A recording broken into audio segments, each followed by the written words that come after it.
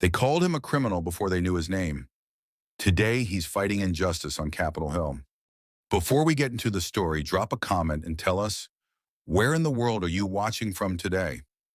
The air smelled like cracked asphalt and gasoline, sharp, dry, with the first bite of cold after a long, punishing southern summer. Night had fallen over South Memphis, a neighborhood worn down by joblessness and police lights. Gray, quiet, tired. The streets were emptying fast. Workers trudged home. Storefronts rattled down their metal shutters. The whole block was settling into sleep, like it always did. Josiah Brooks was closing up the garage. He'd been working there since he was 16. Started as a kid sweeping floors for Old Man Willis, then wrenching on his own after classes at Tech College. He was 22 now, tall, lean, wearing a faded blue jacket that still carried the smell of engine grease. He wiped his hands on a rag and leaned against the wall for a second, listening to the radio playing from a second-floor apartment across the street. Something old school, maybe Aretha. He let out a slow breath. Long day, sure, but nothing unusual. Just 15 minutes between him and home.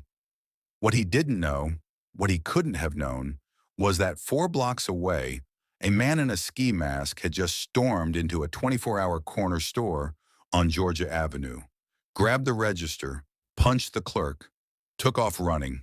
The only witness? An older white man walking out with a gallon of milk. An hour later, he told the cops, tall black guy, dark jacket, skinny, I think. Ran like hell. 20 minutes after that, Officer Randall spotted Josiah walking alone down the sidewalk. Black, wearing a jacket, close enough to the scene. That was all he needed. The squad car screeched to a stop. Hey, freeze! Hands up! Josiah turned, confused, looked around trying to figure out who the hell the voice was aimed at. Then it hit him. It was him. Face the hood! Now! The officer already had the cuffs out. Josiah didn't resist, just stood there stunned. He tried to speak, but his voice came out shaky and thin. He had no weapon, no bag. He just left work. His ID was in his pocket. No one asked for his name. 10 minutes later, he was in the back of a patrol car, jammed between a radio and a locked steel window. They held him at the precinct for hours. Same questions, over and over. Where were you? Why were you alone? Did you see anyone? Hear anything? He told the truth. He'd been in the garage, working, left at 9. Didn't see a soul, didn't hear a shout. Yeah, he was by himself. He usually was. But there were no cameras, no co-workers left. The shop owner had gone home early. Josiah's phone was in his locker, and no one could confirm where he'd been. Everything was stacked against him. You've got no alibi, said one of the detectives, flat like he was stating the time. And you match the description? That's when Josiah first felt it. That hollow futility of trying to explain something to someone who'd already decided you were guilty. I didn't do it, he said, words he would regret later. Not because they were false, but because he realized too late that the truth didn't matter in that room. The next morning, they charged him with armed robbery. He didn't fully understand what was happening until he was sitting in court, shackled at the ankles, watching his mother walk in still wearing her hospital scrubs. Mary Brooks, gray at the temples, exhaustion behind her eyes, and that look of desperate faith that only mothers carry. You've got the wrong man, she kept saying to the court-appointed lawyer. My son isn't a thief, the lawyer shrugged. Young, unshaven, cheap briefcase, like a prop in a bad play. That's for the jury to decide, ma'am. Bail was set, and Josiah stayed locked up. His mother couldn't afford to post it. His neighbors couldn't either. Some folks kept their heads down. Others acted like they'd never seen him before. The neighborhood talked. Heard he robbed a store. Cops don't arrest you for no reason. People were tired, busy. No one wanted to get involved. And so the trial moved on. The witness's statement was all they had, but it was enough. No one had seen the masked man's face, But the prosecutor leaned hard on logic. If not him, then who? He fit the description, had no alibi, admitted to being in the area. That was all it took. "They're turning you into a shadow," one of the guys in his holding cell told him. "You're not Josiah anymore. You're just a black guy in a jacket. That's all they need." Josiah had known it already. He'd felt it the day the judge denied his bail request. Middle-aged white man didn't even look at him. Repeat offenders tend to flee. Given the witness account, the risk is clear. Bail denied. But Josiah had no record, not even a parking ticket. He'd worked hard, studied, helped his mom, never been in trouble. None of that mattered. Mary Brooks came to every hearing. She sat in the back, holding her worn Bible in both hands. Sometimes she cried. Sometimes she just stared ahead, silent. After court, she'd reach for him, her voice soft. "We'll get through this. Just don't let it break you." But it was already breaking him, not with fists, not with beatings, but with silence, with the way the system looked past him, around him, through him, in paperwork, in courtrooms, in the eyes of lawyers who didn't see a man, just a case number. The verdict came down 3 months after his arrest. Guilty. He didn't flinch, just lowered his eyes. Behind him, his mother made a sound, part gasp, part sob. He didn't turn around. He didn't feel pain. Not exactly. Just a heavy finality, like a door slamming shut. He wasn't angry. He wasn't afraid. He just knew, deep in his chest, he'd crossed into something you couldn't walk back from. They cuffed him and let him out. The old guard walking beside him leaned in and said quietly, "You ain't the first.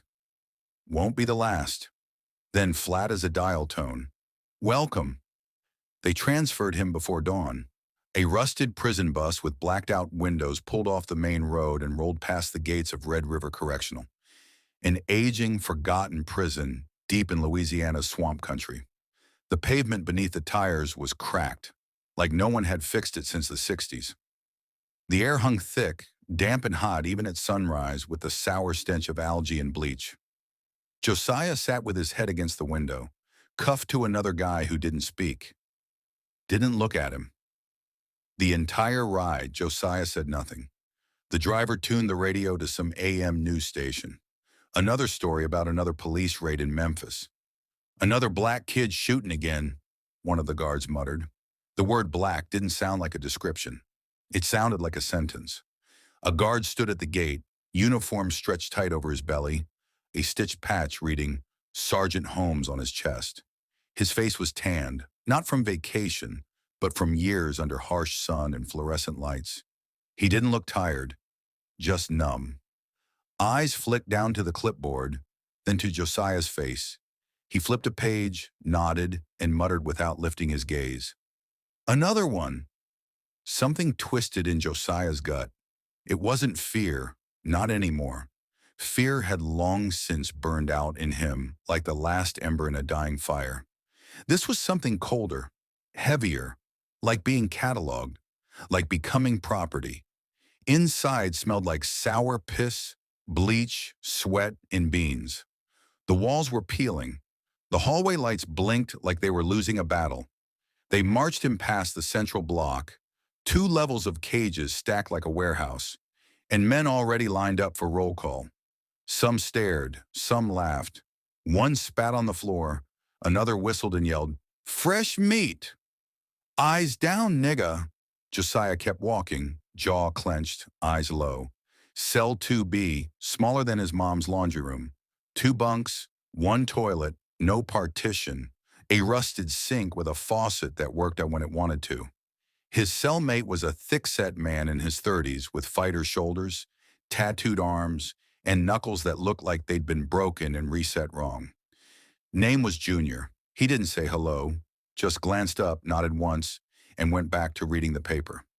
That, in this place, was a warning more than a welcome. For the first few days, Josiah said nothing. To anyone.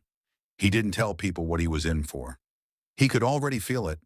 Say you're innocent in here, and they look at you like you're either a liar or a fool. Nobody cared if you were innocent. In this place, guilt was the baseline. Innocence? A joke. He became what they said he was. Just another one. And that meant he had to learn fast how to survive. It happened in week 3. Not the inmates, not a gang, the guards. After dinner, someone found a broken chair leg under his mattress. They told him to lie down. He did. Then came the first kick to the ribs. Then another.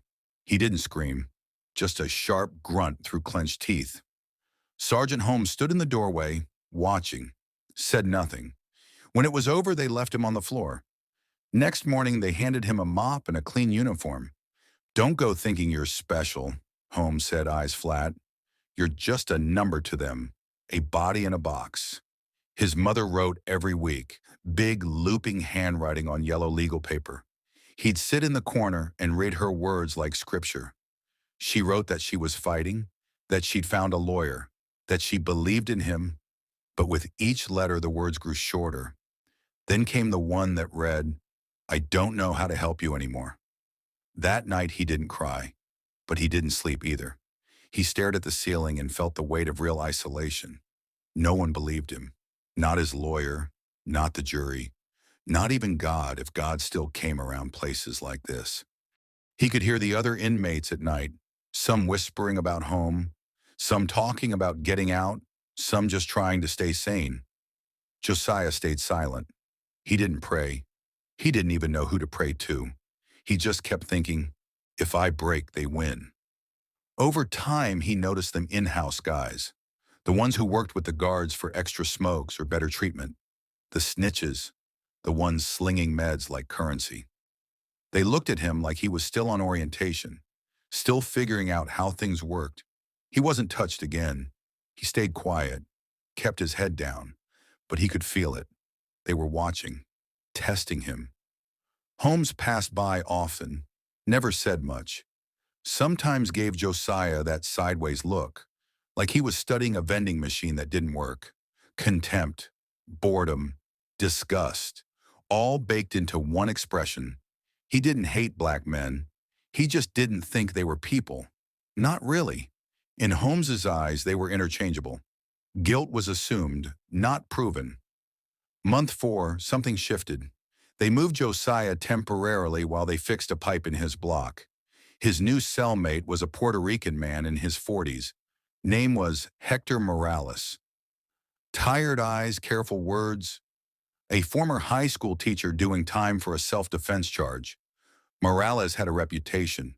The guy who knew the system, helped others write grievances, knew policy, understood the game. He never asked Josiah what he was in for.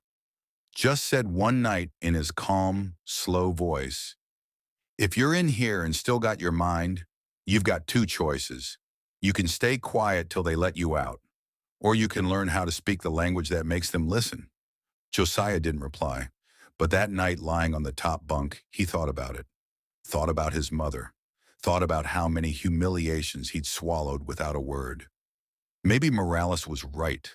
Silence made him part of the machine he hated. But if he spoke, really spoke, he might begin to understand how to fight back. He woke up the next day with something new. Not hope exactly, but resolve. Raw, uncertain, shapeless, but real. He wasn't going to be furniture anymore. He wasn't going to be another one. His path started there, in a chipped concrete cell with no door on the toilet and a ceiling he knew by heart. In that tiny hell, officially called a correctional facility. He didn't know the law yet, didn't know about lineup challenges or how to file motions, didn't even know there were books that could teach him. But he knew one thing for sure. If you stay silent, you're already dead. Every morning started the same. Harsh buzzer, clank of cell doors, shouts, footsteps, orders barked, men in matching uniforms, moving through the concrete corridor like ghosts in formation, silent, broken, watched. Josiah no longer told people he was innocent. That had long since stopped mattering. The system didn't want reasons. It wanted obedience. He lived in D Block, Section 6, Cell 213, a concrete closet with a steel cot, a metal toilet, a clouded window near the ceiling, and a constant smell of damp mold.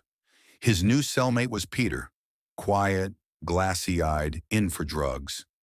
The guy didn't talk, and Josiah didn't push. Silence had become its own comfort. Days bled together, roll call, food, yard, back inside, all under Holmes's eye. Holmes was a big white man, mid-40s, sun-scoured face like he'd been carved out of anger and apathy. Always carried his baton. He wasn't openly sadistic. He just believed one thing. If you were inside, you belonged here. Just another number, he once muttered, walking past Josiah. No malice, just certainty, like describing weather. Some days that cut deeper than a shove. The idea that you weren't even worth the effort to hate. You were just inventory. Even the showers were weapons. Cold, loud, with guards yelling as they searched and shoved. Being naked wasn't the worst part. The worst part was knowing no one would care. You were a prisoner, and that meant you weren't a person, not to them, not to anyone. The turning point didn't come in a blaze of glory. There was no dramatic revelation, no teary-eyed speech. It just happened. One random day, they announced library access. Josiah got in line, not to read, not really, more to escape the chaos of the yard where a newbie got jumped the day before. The library was quiet. It smelled like dust and forgotten pages. And behind the counter sat Tom Barton, a gray-haired librarian who didn't work for the prison system but with it, one of the few who spoke without judgment. First one's free, Barton said flatly, stamping a checkout slip. Josiah grabbed the nearest book off the shelf. It was thick, beat up, no cover, looked like it had been through a war. Back in his cell, he realized it was a textbook on constitutional law. No magic, just dry, printed text. But something stuck. He started reading. Slowly, word by word. Most of it made little sense. Legal jargon, complicated phrasing. But through it all, something pushed through. Rights, freedom, due process, error, defense. A suggestion that maybe, just maybe, someone like him could be wrongfully convicted, that maybe someone locked in a cell still had a chance. The next day, he went back. Barton didn't say anything, just handed him 2 more books, one on criminal procedure, the other a case law digest. Josiah read them under the dim light of his cell, sometimes aloud just to make sense of the words. Peter, his quiet cellmate, didn't complain. He just stared at the wall. 3 months in, Peter finally broke the silence. You really think any of this will change anything? Josiah didn't answer. Not then. Back then, he didn't read to change anything. He read because it made him feel like he still had a voice. It started small. One guy needed help. Hector Morales, Puerto Rican, early 40s, ex-trucker. He'd been convicted after defending himself in a bar fight. His court-appointed lawyer hadn't even bothered calling a witness. Hector's English was shaky. Josiah helped him draft a formal complaint, just took what Hector told him and framed it using articles and precedents he'd started memorizing. They mailed it off. 2 months later, a response came back. The complaint wasn't accepted, but the judge demanded a statement from the defense attorney. That didn't promise anything. But for Hector, it was the first time anyone acknowledged his story. He shook Josiah's hand and said, "You're not just lifting yourself, brother. You're pulling the rest of us up too." Word spread, fast. Inmates started coming to Josiah. Some had issues with missing sentence details. Others had messed up appeals. A few wanted to report beatings no one had ever documented. Josiah helped where he could. He wasn't an expert, but he hunted down similar cases in books, scribbled rough drafts on scraps of paper, crossed them out, rewrote them. He taught others how to write clearly, with reason, not rage. It didn't take long for the prison staff to notice. Sergeant Holmes started lingering longer near Josiah's cell. A few times they searched his bunk and confiscated notes. One day he wasn't allowed into the library. No explanation. He filed a grievance. Calm, clear, by the book. After the fifth complaint, the block supervisor called him in. "We don't encourage activism here," the man said. "This ain't a college campus. This is a correctional facility." No punishment followed. Maybe they didn't want the noise. Maybe they were waiting for him to burn out. But he didn't. Something in him had shifted. He wasn't just another number now.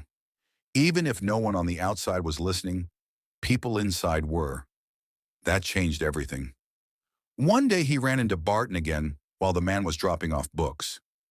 "You're not just reading anymore," the librarian said, setting down a box. "You're documenting.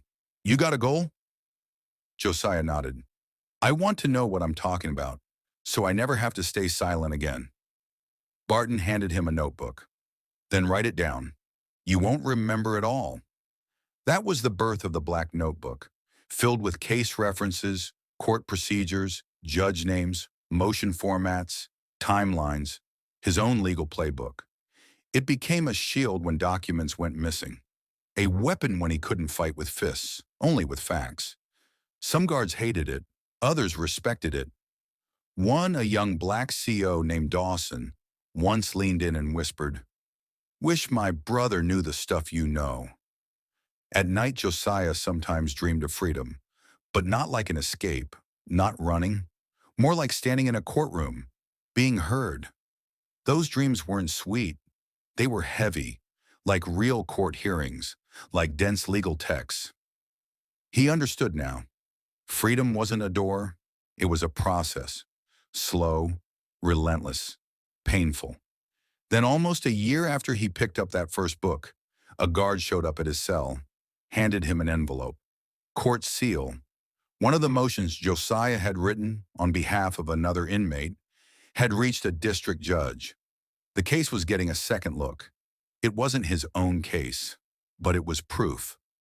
Proof that words could move walls. He stood by the window, rereading the letter again and again. A square of sky peeked through the grimy concrete. Same sky as always, but it didn't feel indifferent anymore. It felt like a part of the world he might still be able to change. With words, with a page, with a single, filed complaint. Josiah Brooks was no longer just an inmate with a number. To the others, he was someone who knew, who understood, who wouldn't go quiet. Not anymore. Not even behind concrete and steel. And it hadn't started in a courtroom or in some polished lawyer's office. It had started with a dusty folder in a cramped room that smelled like old carpet and cheap toner. A legal aid office in New Orleans, where a 26-year-old attorney named Amy Waller combed through stacks of forgotten cases. She looked for the ones everyone else gave up on. The lost ones, the too messy ones, the ones that still, somehow, had a sliver of a chance, even if that chance was barely more than a whisper. The file labeled Brooks didn't stand out. Rusted staples, yellowed pages, just another case. Young black male, accused of armed robbery, vague eyewitness descriptions, a lineup done all wrong. Dark jacket, medium height, black skin. That was enough to convict him. Page after page, Amy Waller read in silence. The deeper she went, the more things didn't add up. No fingerprints. The gas station's security cameras were mysteriously out of order, but the cop swore he recognized the face. Then there was the interrogation, nearly 2 hours long, no lawyer present, and in the end, he still refused to confess. She added the file to her review pile. A week later, she was already filing paperwork with the Louisiana District Court. Meanwhile, Josiah, 6.5 years into his sentence, had no idea his life had just shifted, even if only by inches. His days ran like clockwork. Wake-up call, head count, laundry detail, library time, lockdown. He still helped other inmates with appeals, wrote letters for those who couldn't read, read legal codes late into the night. But the fire inside had cooled. He wasn't waiting for a miracle anymore. He just didn't want his time to mean nothing. He wasn't the same lost kid they'd picked up off a Memphis street. His face had hardened, shoulders squared up, eyes steady. He didn't talk much anymore, only when there was something worth saying. Even the guards treated him differently, some with suspicion, some with respect. One of them, Holmes, once muttered, "You're not like the rest. Still won't matter. The courts don't move for guys like you." So when a guard came to his cell and handed him a summons for a legal visit, Josiah assumed someone else had asked for help. That was until he saw her in the corridor, a woman with short reddish hair, wearing a blazer too thin for the weather. She introduced herself plainly, Amy Waller, Innocence Legal Aid. "We've reviewed your case." He didn't believe her, just stared like a teacher had accidentally given him an A on a failing exam. "You were convicted of a crime that, quite possibly, someone else committed," she said. Calm, no drama. "We found irregularities in the identification procedure. One witness says he was pressured. We've got a shot, but we need a retrial." And that was when Josiah's voice cracked, just barely. "After 6 years, someone finally saw me?" The legal process crawled. The justice system hates admitting its mistakes, especially for someone like him. Black, broke, and forgotten. But the cracks in the case were getting wider. Amy brought forward the testimony of a witness who'd never been properly re-interviewed. He confirmed. He'd been strongly encouraged to point to Josiah, because otherwise the case would be dropped. 2 mechanics from the garage Josiah worked at testified that he'd been working late the night of the robbery, elbow deep in a busted transmission. Their statements had never even made it into the original file. No one had bothered to call them. One of the detectives was already under internal investigation for evidence tampering in another case. The state court dragged its feet. A month for document reviews, then hearings, and then silence. But finally, 6 years and 3 months after his arrest, Josiah was brought into a courtroom, outside the prison walls for the first time in forever. He wore a plain suit Amy's organization had bought him, sat straight, eyes fixed forward, not even looking at the judge. He didn't believe it was happening. He was just waiting. There was no thunderclap of justice, no gas, no headlines. The judge read fast like he'd done this 100 times. "The conviction is overturned due to newly submitted evidence. Case returned for review, immediate release." No apology, no emotion. Just a line of text Josiah had waited 6 years to hear.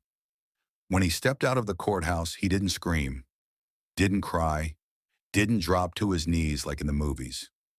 He just looked up at the sky, and for the first time in years, there were no bars between him and it. His mother was waiting in the parking lot. Mary looked older, worn down by time and bills, her face thinner, hair streaked with gray. She'd worked 3 jobs to send him whatever she could, even if it was only $20 at a time. She held a brown paper bag with his old jacket and a flip phone from 1998. He walked up and wrapped his arms around her. No words, just a long, quiet hug. The world outside felt like another planet. Buses looked different. Phones were tiny and in color. Prices were outrageous. Nobody looked at each other on the street anymore. But what hit him hardest wasn't the change. It was the indifference. Nobody stopped to say, "Hey, I heard about your case." Nobody noticed. He was back and still invisible. He didn't look for a job, didn't try to start fresh, didn't go apartment hunting. Instead, he walked back into Amy's office and said, "I can't just sit at home. I've seen too much." He started small, reading case files, writing up notes, helping newly released inmates navigate paperwork. He knew being freed wasn't the end. It was just a new fight. He applied to law school, took out loans, picked up night shifts at a garage, washing cars until his hands cracked, studied by day, helped the wrongfully convicted by night. He didn't want to be the face of justice reform. He just knew there were thousands like him, and in every one of them, he saw the man he might have become if he'd given up. Amy stayed close. They weren't friends in the usual sense. No romance, no long talks over wine, just mutual respect and a mission. "Do you want revenge?" she asked once. He shook his head. "Number one, I want to make sure this doesn't happen to anyone else." He started speaking out, first to law students, then to human rights groups. Then came the interviews. People began to remember his name. But that wasn't the point. He spoke plainly about the system, how it crushes people, how easy it is to lose your life on a technicality. At the end of one speech, he said something that would stay with him for years. "I wasn't innocent. I was human. And this system acted like that was enough reason to lock me up. Never again." That was the beginning, not just of his freedom, but of his fight for truth, for justice, for words on a page to finally mean more than bias in a badge. Josiah Brooks wasn't an inmate anymore. He was a voice, and silence was no longer an option. He stepped out into an America he didn't recognize. Free, but not free. The world outside had no idea it had stolen 6 years from him. Memphis greeted him not as a hero, but like a man lucky enough not to die behind bars. He returned to his mother's apartment, the same second-floor unit with peeling wallpaper by the radiator and a fridge that still hummed like it held a grudge. Mary had aged. Years of waiting and fighting had drained her strength, but not her voice. She didn't say much when he came home, just put a hot bowl of soup on the table and pulled him into a hug. He hugged her back, carefully, like he still wasn't sure he was allowed to touch someone without being shoved, ordered, or chained. That night he couldn't sleep. He sat by the window and stared out at the street. 6 years ago, he'd been a mechanic. Now he could draft a motion, cite precedent, break down constitutional clauses. He had become someone else. And fear was gone. What was left was one clear truth. No one should ever go through this again. 2004. Atlanta. The move was the first real step. Memphis was the past, a shadow he had to leave behind. Atlanta offered something different, a city where black men could be more than defendants. They could be lawyers. A city with dozens of justice reform groups. A city where 1 in 3 black men under 30 had already met the system face to face. He enrolled in a part-time law program. During the day, he worked in a legal clinic, mopping floors, organizing files, making copies. Anything to be near the work. During breaks, he read, like his life depended on it. Statutes, reports, rulings, appeals. If it had words and a legal stamp, he consumed it. Not to pass a test, but because every footnote, every case could be the key to someone else's freedom. At first, the professors kept their distance. He was older, quieter, with that look people carry after they've heard a verdict too close, too personal. One of them, Professor Harper, told a colleague later, "That guy's not studying for a diploma. He looks like he's going to war." And he was right. 2006, first win. He started small, petitioning for a new hearing in the case of a teenager from a nearby county. Same pattern. No lawyer during interrogation. Faulty lineup. Jailhouse snitch trading testimony for a deal. When a young judge agreed to hear it, Josiah didn't show up as a quiet intern.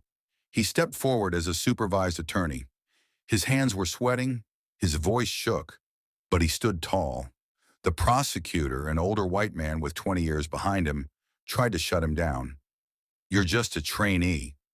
Josiah looked him dead in the eye. "Yeah? Well, I know what it's like to be on the other side of those bars. Do you?" He won. The kid walked free. And the next day, a small-town paper ran a headline. "Ex-inmate wins justice for the innocent? A sign of the times?" The photo was grainy and awkward. He hated it, but his mother cut it out and taped it to the fridge. "Not for them," she said, "for you." 2007, the organization. Josiah knew one lawyer wasn't enough. The system ran on volume, so the response had to be just as relentless. He found an old barber shop in District 4, abandoned and up for grabs. He patched the walls himself, bought secondhand furniture, set up a coffee maker gifted by a law student. He called it Second Sight Legal Aid for the ones nobody noticed the first time around.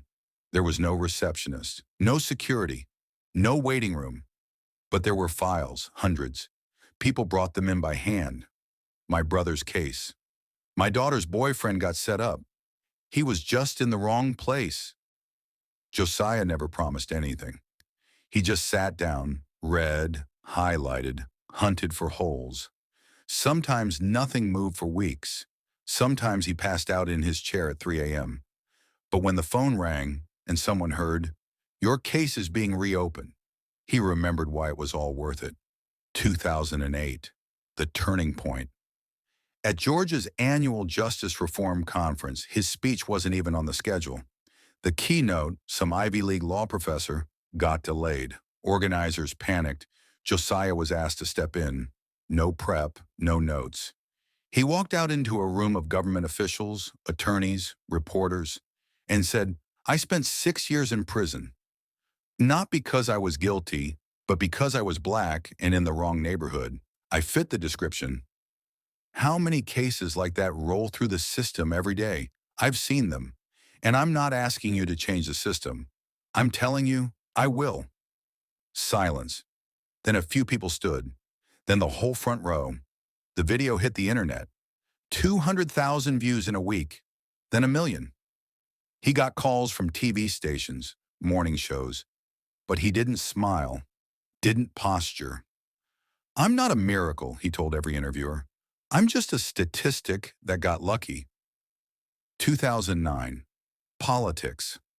Early that year, some local organizers asked him to run for city council. He turned them down.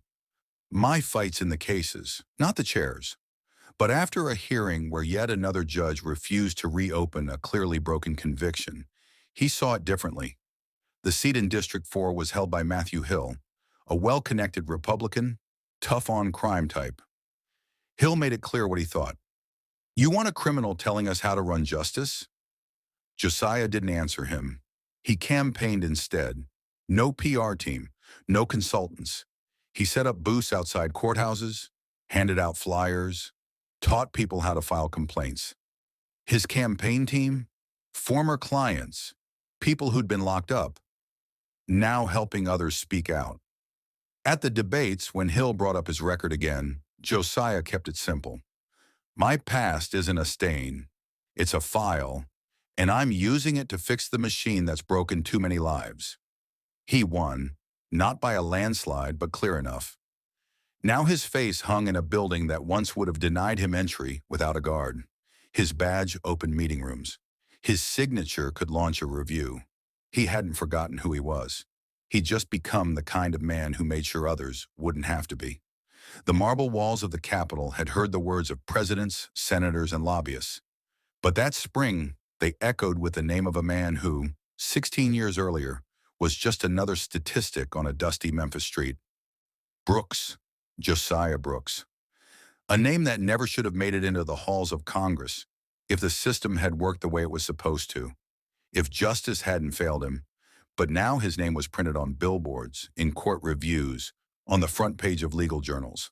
And most importantly, it was on the title of a new federal law. He sat front row in the congressional hearing room, dressed in a sharp navy blue suit, crisp white shirt, modest tie. Back straight, hands clasped on his knees. Not in nervousness, but like he was holding the weight of everything it took to get here. His face had changed over the years, sharper, calmer, but his eyes were the same eyes prison guards saw when he quietly filed yet another motion, not for himself, but for someone he'd met in the yard. The Brooks Act on Judicial Review. That was the name. The bill called for mandatory reevaluation of convictions based solely on single eyewitness testimony without physical evidence. It also introduced a national legal aid program for inmates with no access to post-trial representation. What began with a prison library and a stack of stapled appeals on cheap gray paper had become a sweeping reform bill with the power to change lives across the country. His mother, Mary Brooks, sat beside him, clutching a small leather purse with a folded newspaper peeking out.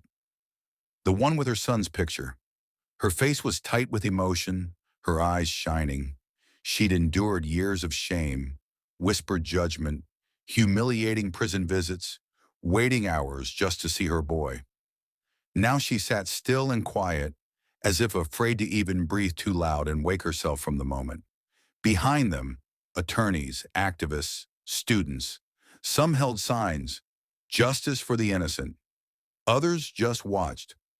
On the opposite bench sat members of Congress, some nodding in quiet support, others stone-faced. Among them, Matthew Hill, longtime Republican, career politician, the same man who once called Josiah a criminal trying to lecture America about law and order. Josiah saw him. He saw all of them, but he didn't come here for their approval. He wasn't here to be liked. He came for change. He no longer had to prove he was a person. That was already settled. Now he was a man rewriting the rules for others like him. The session began. A clerk read the bill's language, each section a strike at the heart of a broken system that had swallowed up thousands of lives. The room was quiet, heavy. Each yes vote echoed like a promise. To someone wrongly silenced, someone still waiting behind bars for a second chance. Each paragraph marked a shift in history. Then came the count. For a brief moment, the room held its breath. And then, applause. Not wild, not performative, just real human relief. Someone whispered, "He did it." Josiah stood, not with triumph, not for show, just calm, just ready. He stepped forward to the podium, something he'd been walking toward for most of his life. He didn't glance at the cameras. He didn't look for his opponent's eyes. He looked straight ahead, then down at the folder in his hands. The one with the bill. The one that now bore his name. He paused. A few seconds of silence, but inside that silence lived everything. Memphis, a cell, a law library, Hector Morales, Tom Barton, Amy Waller, and that first judge, the one who actually read his handwritten appeal. That silence held thousands of voices that had never been heard. And then he spoke. This isn't about the past. It's about those still waiting to be heard. That was it. No slogans, no catchphrases, just truth, the kind that lingers long after the room goes quiet again. As he stepped out of the Capitol, reporters surged. Microphones, questions, flashing lights. But he kept walking, holding his mother's hand. Outside, the spring air was cool and gray. Rain dotted the pavement. A small group of students waited, holding homemade signs. One read, "I could have been him." Josiah stopped, took the marker the student offered, walked up to the sign and added beneath it, "But now you'll be free." He handed back the pen, gave a nod, and walked on. No bodyguards, no confetti, just a man who reclaimed his name and gave hope to those who'd lost theirs. That was the end of Josiah Brooks' story, but not the fight, not the road. Because in the chamber where names had stayed the same for generations, there was now a new one, a name not born of vengeance, but of justice. Josiah Brooks didn't just become a lawyer. He became a voice for millions who once thought they didn't have one. He walked a path most wouldn't survive, and the very walls that tried to break him became the steps he climbed to stand stronger than ever before. Because real strength isn't just fighting. It's fighting when the whole world tells you you've already lost. And when he stood in that chamber, holding a law that would change lives with every eye in the room on him, he didn't see glory. He saw duty, a duty to those who had been silenced, to those who didn't know they could change their fate. Every step, every year, every time he stayed true to himself, it wasn't just for him, it was for all of us. He proved something simple and powerful. It's never too late to become the person you were meant to be. So if you've ever felt like the world was unfair, if you've ever felt alone, misunderstood, or invisible, look to Josiah. He was where you are, lost, tired, disillusioned, but he didn't give up. He rose because he knew, if not you, then who? If not now, then when? You're not alone. Your dreams still matter, even if the world makes you feel like they don't. And if you want more stories like Josiah's, stories of resilience, of justice, of people who refuse to give up, subscribe. We've got more stories that just might light a fire in you. Because you deserve your victory. And your story's not over yet. Join us. Because together we can change the world.